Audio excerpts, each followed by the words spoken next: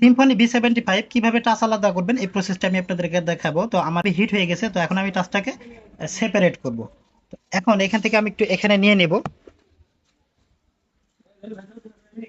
তো এখন সর্বপ্রথম যে কাজটা করতে হবে সেটা হচ্ছে আপনাদেরকে, যেহেতু একটু এখানে ভাঙাচোরা আছে সেহেতু আপনাদেরকে এই যে দেখুন, এই যে এটা আছে, এটার উপর দিয়ে একটু আপনাদেরকে ঢোকাইতে হবে। তো সুন্দর করে কিন্তু আগে এই যে ফ্রন্টটা বের করতে হবে। এই যে দেখুন, এই যে এই ফ্রন্টটা বের করলে কিন্তু যেহেতু আপনি পারফেক্ট হিট দিবেন তখন কিন্তু অটোমেটিকলি কিন্তু আপনার এটা খুলে আসবে। এই যে দেখুন টাচটা কিন্তু ইজিলি, এই যে একদম ইজিলি কিন্তু খুলে যাচ্ছে।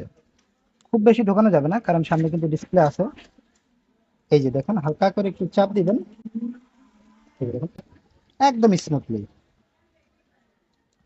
তো যারা আমার নতুন বন্ধুরা আছেন তারা অবশ্যই প্রসেসটি ফলো করতে পারেন। এখন যেহেতু টাচের কাজ কম, এখন কিন্তু সমস্ত ডিসপ্লে কিন্তু আপনার কম্বো, এখন কিন্তু টাচ সেপারেট কাজ খুবই কম